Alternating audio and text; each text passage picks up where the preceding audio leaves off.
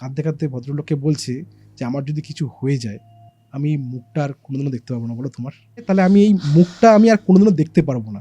এই কথাটা ওই ভদ্রলোকও ভুলতে পারেনি, ওনার কাছ থেকে শোনার পর আমিও ভুলতে পারিনি। সত্যি বলতে আমিও তো ভুলতে পারবো না।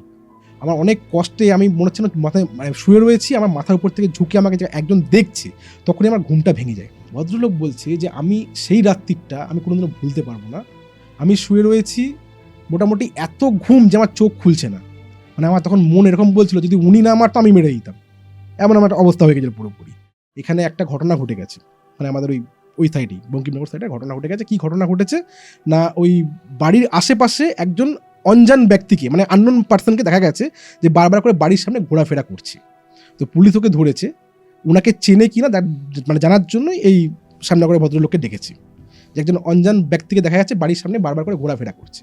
তো আপনি কি এনাকে চেনেন? যে পুলিশের যে ফোনটা এসেছিল মনে হয়, যখন ওনার মায়ের সাথে ছেলেটার মায়ের সাথে কথা বলছিল তখন একটা পুলিশের ফোন এসেছিল যে আপনি আসুন থানার আমাদের এখানে কালকে সকালে। হ্যাঁ, তো উনি যাওয়ার পর এই ঘটনাটা কিন্তু উনি শুনতে পেরেছে, যে ওনার সঙ্গে কথাবার্তা বলি যে আপনি কি এনাকে চেনেন? তো উনি ভদ্রলোক বলছেন না আমি এনাকে কোনো দেখিনি। তো যে ধরা পড়েছে তার বক্তব্য কী ছিল, উনি বারবার করে একটা স্বপ্ন দেখছে যে উনার ছেলে আর বউ কোনো কারণে এই বাড়িটার মধ্যে আটকে রয়েছে। কার ছেলে বউ? মানে যেই লোকটা সন্দেহভাজন যাকে ধরা পড়েছে, ডাউটফুল পার্সন যাকে ধরা পড়েছে পুলিশ, যে ঘোরাফেরা করছিল বাড়িটার সামনে দিয়ে, বাগান বাড়ির সামনে ঘোরাফেরা করছিল, ও রেগুলার একটা স্বপ্ন দেখছে, এই রাস্তাটা দেখছে, এই বাড়িটা দেখছে, আর বাড়ির মধ্যে বারবার করে একটা স্বপ্ন আসছে যে ওনার ছেলে আর বউ দুজনেই মৃত, দুজনেই কোনো কারণের জন্য ওই বাড়িটার মধ্যে আটকে রয়েছে, ওনার খুব কষ্টে রয়েছে, আটকে রয়েছে। আচ্ছা, এইবার তো এটা শোনার পর গুরু ভাইয়ের তো সন্দেহ আরও পাকা হয়ে গেল। বললো যে আমরা কাল বা পরশুর মধ্যে আমরা ওখানে যাচ্ছি, আপনি ওই ভদ্রলোকের সঙ্গে কথাবার্তা বলুন, ওনার কন্ট্যাক্ট নাম্বার নিন, যেভাবে কানেক্ট করুন। ওনার বাড়ি আড়নঘাটায়, যে ভদ্রলোক ধরা পড়ে তারও বাড়ি কিন্তু আড়নঘাটায়।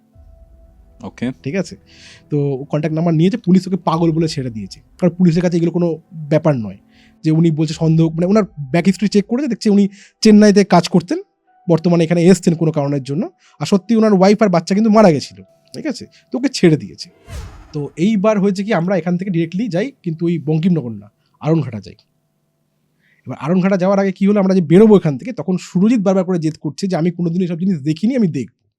ও জানতো, যেহেতু ওর সোর্সেই আলাপ হয়েছে, ওকে আমরা বলেছিলাম ঘটনাগুলো। তো সুরজিৎ বলছে কি আমি কোনোদিন তো যাইনি, আমি দেখতে চাইছি, আমি যেতে চাইছি, আমি ওদের গ্রসারি শপ রয়েছে, অতটা চাপও নেই, বলছে আমি দেখতে চাইছি কী হয় কী না হয়। তো বললো যে গুরু ভাই বললো ঠিক আছে যাক, কোনো অসুবিধা নেই, তোমার তো চেনাশোনা রয়েছে। তো এই ভদ্রলোক বললো যে আপনি একটা কাজ করুন, আপনার গাড়ি নিতে হবে না, আমার আর্টিকাতে চলুন। ভদ্রলোকের আর্টিকা ছিল, আর্টিকাতে চলুন আমার সাথে। তো আমরা ওনার গাড়িতে বসলাম, বসে নিয়ে আমরা বেরিয়ে গেলাম।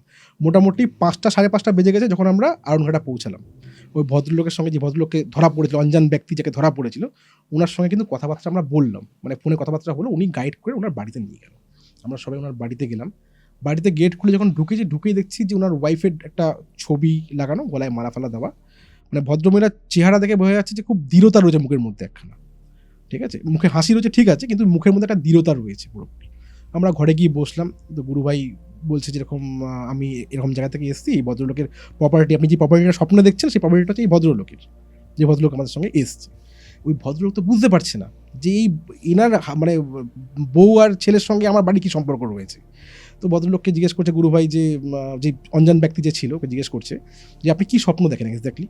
তো বলছে আমি এখানে ওই রাস্তা দেখতে পাই, যে রাস্তা দিয়ে আমি যাই, মানে বাড়িটা যে রাস্তার মধ্যে পড়ে ওই রাস্তাটা দেখতে পাচ্ছি, ওই বাড়িটা দেখতে পাচ্ছি, একটা কাঁঠাল গাছ দেখতে পাচ্ছি স্বপ্নের মধ্যে, কাঁঠাল গাছ দেখতে পাচ্ছি স্বপ্নের মধ্যে, দেখতে পাচ্ছি এই জিনিসটা আমি দেখতে পাচ্ছি, আর এটাও দেখতে পাচ্ছি যে আমার ছেলে আর বউ ওখানে কোনো কারণের জন্য আটকিয়ে রয়েছে। তখন গুরুভাই জিজ্ঞেস করছে যে আপনার এই ওয়াইফ আর ছেলে কীভাবে মারা গেল, এটা কি আপনি বলতে পারবেন? বলছে হ্যাঁ আমি অবশ্যই বলবো। অ্যাকচুয়ালি দেখুন আমি এখানে থাকার লোক নই, আমি চেন্নাইতে কাজ করি, কর্মসূত্রের জন্য আমি চেন্নাইতে থাকি। আমার ওয়াইফ আর আমার মা, ওনার মা বয়স্ক কিন্তু চলাফেরা করতে পারে, আর একজন আয়া ওই বাড়িতে থাকতো। ঠিক আছে, মানে থাকে এখনো অবধি। তো ওই ওনার যে ওয়াইফ ছিল উনি খুব জেদি প্রকৃতির ছিল, খুব অভিমানী ছিল, খুব জেদি প্রকৃতির ছিল। মানে এরকমও অনেকবার হয়েছে যে ওই লোকটা যদি একবার ফোন মিস করে যেত, যে চেন্নাই থাকতো, ওই লোকটা যদি একবার ফোন মিস করে যেত, ওনার ওয়াইফ কিন্তু আর ফোন নেক্সট টাইম করতো না, এতটা জেদি ছিল। ওকে, আমি কার কথা বলছি বুঝতে পারছো তো? যেই সন্দেহভাজন ব্যক্তি ওখানে ধরা পড়েছিল, যার বউ আর বাচ্চা মারা গেছে, মানে উনি সন্দেহ করছে যে ওই বাড়িতে আটকে রয়েছে, আমি তার কথা বলছি, তার বউয়ের কথা বলছি। বারবার করে ভদ্রলোক বলছে যে এরকম আমার বউ খুব অভিমানী ছিল, খুব জেদি ছিল, আর না মানে মনের দিক দিয়ে খুব ভালো ছিল। ঠিক আছে, মানে আমি যদি আমাকে সবসময় তটস্থ থাকতে হতো, মানে আমি সবসময় আমাকে রেডি থাকতে হতো ফোন তোলার জন্য, যদি আমি যদি একবার ফোন মিস করে যাই তাহলে আরও আমাকে নেক্সট টাইম ফোন করতো না। তো ওর 2বার মিসক্যারেজ হয়েছে, ঠিক আছে, মানে বউয়ের বউয়ের 2বার মিসক্যারেজ হয়েছে, এটা থার্ড অ্যাটেম্প ছিল আমাদের, ঠিক আছে। এবারে সব কিছু ঠিকঠাক আমাদের চলছিল, আমি চেন্নাইতে ছিলাম, ডাক্তার ইউএসজি করে একটা এস্টিমেট ডেলিভারি ডেট দেওয়া হয়, যেটা হয়, ঠিক আছে। তো ডাক্তার বলেছিল কোনো এখন এই মুহূর্তে কোনো কমপ্লিকেশন দেখা যাচ্ছে না। 7-8 মাস থেকে কী হলো, মেয়েটার মানে বউটার পেটে খুব পেন হতে আরম্ভ করলো, মানে এমন পেন হচ্ছে মানে বউটা বেঁকে যাচ্ছে পুরোপুরি, বুঝতে পারছে না। তো বললো যে তুমি একবার ডাক্তারের সাথে কথাবার্তা বলো, একটা ইউএসজি দেয়, তুমি ইউএসজি একবার করে নাও। তো ইউএসজিতে ধরা পড়ছে কি, যে বাচ্চাটার না ওই নাড়ির সঙ্গে শরীরে জড়িয়ে গেছে, গলার ঘাড়ের সামনে বাচ্চাটার মানে পেটে যে নাড়ি হয়, ওই নাড়ির সঙ্গে বাচ্চাটা পেঁচিয়ে গেছে কোনো কারণে। তো বলছে যে এটা কিন্তু ওই বাচ্চাটা যেহেতু মুভমেন্ট করছে, ওই নাড়িতে টান পড়ছে বলেই ব্যথাটা হচ্ছে, ঠিক আছে। এটা দেখে মনে হচ্ছে আমাদের খুব তাড়াতাড়ি ডেলিভারি করে দিতে হবে, মানে সমস্যা হতে পারে। তো 7-8 মাসে তো পুরোপুরি ম্যাচিওর খুব একটা হয় না। তো সেই ক্ষেত্রে বউটা বলছিল কি আমি আর একটু দেখে নিই, আমি পেন সহ্য করতে রাজি আছি, আমি এবারে আর কোনো রিস্ক নেবো না আমি, ঠিক আছে, যেহেতু 2বার এরকম ঘটনা ঘটেছে। তো একদিন হচ্ছে ওই 8-9 মাস রানিং প্রায়, মানে 1 মাস মোটামুটি কোনোভাবে উনি কাটিয়েছে কোনো কারণে। একজন আয়া ছিল, মানে বলেছিল পুরো বেড রেস্ট থাকতে হবে একদম, মানে মাটিতে মানে বিছানা থেকে যেন পা মাটিতে না নামে এরকম অবস্থা থাকতে হবে। তো ওই আয়াকে বলে দিয়েছিল যে তুমি কিন্তু দেখাশোনা করো, মানে ওনার বর বলে দিয়েছে দেখাশোনা করো, আর যেন নামতে না হয়। তো একদিন সন্ধ্যেবেলা প্রচণ্ড পেন হয়, প্লাস ওই ওয়াটার লিকেজ হতে শুরু করে, যেটাকে বলা হয় জল ভাঙা শুরু হয়। তো ওখানকার লোকজন, স্থানীয় লোকজন যারা ছিল, ওনাকে সদর হাসপাতালে পাঠানো হয়। এই ভদ্রলোককে খবরও দেওয়া হয়। এই ভদ্রলোক চেন্নাই থেকে তড়িঘড়ি তৎকাল কেটে আসে পরের দিন সকালবেলা। তো মানে সার্জারি খুব তাড়াতাড়ি করতে হবে, ওরা সব ফর্মালিটিস রেডি করছে। বউটা তখনও ওর উপর রেগে রয়েছে, কেননা ওনার প্রথমবার ফোন কেন উনি তোলেননি, তখনও ওনার উপর রেগে রয়েছে। ভদ্রলোক বলছে যে তখন আমার উপর ও রেগে রয়েছে যে আমি কেন প্রথমবার ফোন তুলিনি আমি, ঠিক আছে। তো ওখানে কিছু ফর্মালিটিসের মধ্যে একটা ফর্মালিটি ছিল যে বন্ড সাইন করতে হয়, যদি কিছু হয়ে যায় একটা ফর্মালিটিস থাকে সার্জারির টাইমে। তো বন্ড সাইন করে যখন ওই ভদ্রলোক ওই মহিলার রুমে গেছে, তখন রেডি করা হচ্ছে ওনাকে মোটামুটি। তো মহিলা বলছে কি যে দেখো আমি বুঝতে পারছি কোনো প্রবলেম আছে, দেখো প্রত্যেক মেয়ের মনে না একটা কু ডাকে, আর সেই কুটা কিন্তু মাঝে মাঝে সঠিক হয়ে যায়। বলছে আমি বুঝতে পারছি কোনো প্রবলেম হয়েছে, তুমি সেটা আমাকে বলবে না সেটা আমি জানি, কিন্তু আমি একটা তোমায় কথা বলে যাচ্ছি, আমি কিন্তু বাচ্চার মুখ না দেখে মরবো না, আমি কিন্তু বাচ্চার মুখ দেখে তারপরে মরবো, তোমার যত টাকা খরচা তুমি করো, যাকে ডাকার আছে ডাকো, আমি কিন্তু বাচ্চার মুখ না দেখে মরবো না। তো লোকটা বলছে তুমি এরকম কেন কথা বলছো, তোমার কিচ্ছু হবে না, ডাক্তার মানে ভগবান, ভগবানকে মনে মনে ডাকো, সব ঠিক হয়ে যাবে, তুমি এরকম এতটা প্যানিক করো না। তখন ওই বউটা না কাঁদতে আরম্ভ করে দিয়েছে, হঠাৎ করে কাঁদতে কাঁদতে ভদ্রলোককে বলছে যে আমার যদি কিছু হয়ে যায়, আমি মুখটা আর কোনোদিনও দেখতে পাবো না, বলো তোমার সঙ্গে অনেক ঝগড়া করেছি, আমার যদি আজকে কিছু হয়ে যায় তাহলে আমি এই মুখটা আমি আর কোনোদিনও দেখতে পারবো না। এই কথাটা ওই ভদ্রলোকও ভুলতে পারেনি, ওনার কাছ থেকে শোনার পর আমিও ভুলতে পারিনি, সত্যি বলতে আমিও তো ভুলতে পারবো না। মানে কতটা প্যাথেটিক, মানে উনি বুঝতে পারছে, ভিতর থেকে তো ইনটিউশন ফিল করছে যে উনি আর থাকবে না, তাই জন্য বলছে যে আমার যদি কিছু হয়ে যায়, আমি আর এই মুখটা কোনোদিনও দেখতে পারবো না তোমার। ভদ্রলোক তখন বলছে তুমি এরকম বলো না, ভালো কথা বলো, সব ঠিকঠাক হবে, কিচ্ছু এমন কিছু হয়নি। বলছে তুমি কিন্তু কোথাও যাবে না, তুমি বাইরেই থাকবে, আমার কিছু হলে তোমাকে আমি ডাকবো আমি।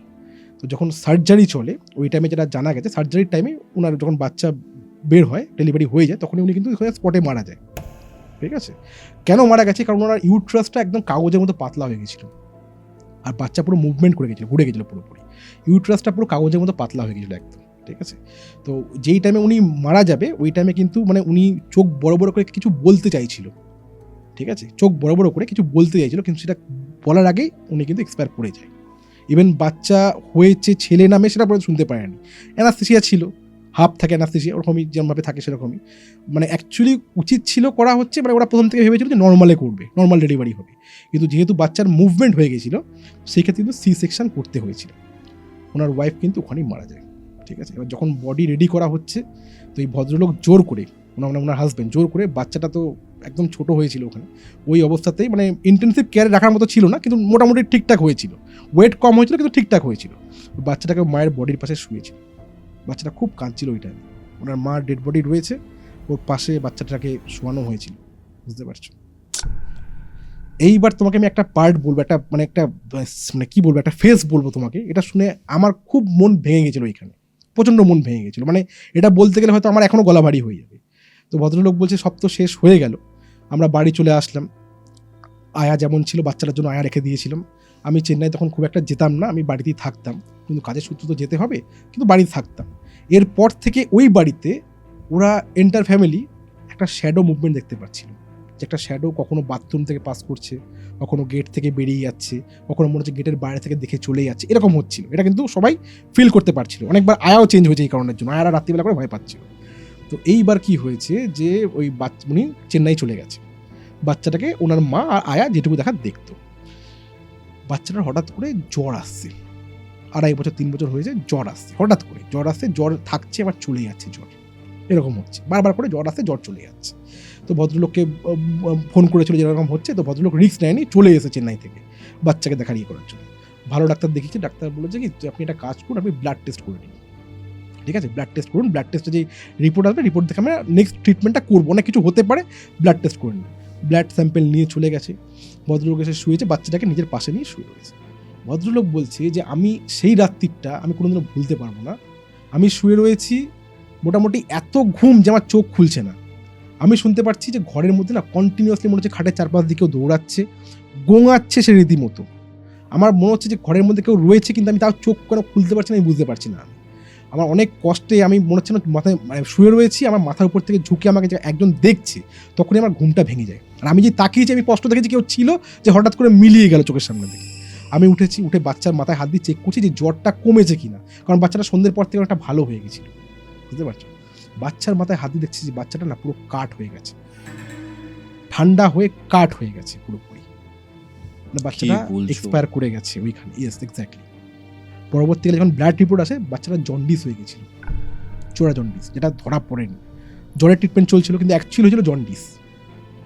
বাচ্চাটা কিন্তু মরে মানে কাঠ হয়ে গেছে। মানে উনার, আমরা যারা হিসাব করছিলাম যে উনার মৃত মা দাঁড়িয়ে থেকে দেখছে তার বাচ্চা মরছে, আর সে চেষ্টা করছে যে তার মানে হাজবেন্ডকে ওঠানো, যে তুমি জাগো, দেখো কি হচ্ছে। মানে তোমাকে বলছি, আমি নিজে ইমোশনাল হয়ে যাচ্ছি পুরোপুরি, তুমি দেখো কি হচ্ছে।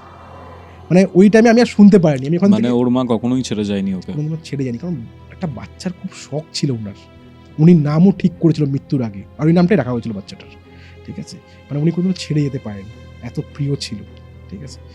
তো আমি ওটা শোনার পর না আমি আর নিজেকে রাখতে পারছিলাম না। মানে তুমি ভাবতে, আমি যখন বাইরে গেছিলাম তখন এর হবু জামাইয়ের উপর আমার রাগ হচ্ছে যে ওই বাচ্চাটাকে ও তুলে নিয়ে গিয়ে চর মারছে, রীতিমতো চর মারছে ওকে, কাচ্চা কালুয়া, হ্যাঁ কাচ্চা কালুয়া বানাতে চাইছে ওকে। মানে এমন আমার অবস্থা হয়ে গেছে, তখন ওই রাজা ছিল, রাজা ভিতর থেকে বেরিয়ে এসে সিগারেট খাওয়া, আমি সিগারেট খাচ্ছিলাম বাইরে গিয়ে, মানে আমি নিজেকে রাখতে পারছিলাম না সত্যি বলতে।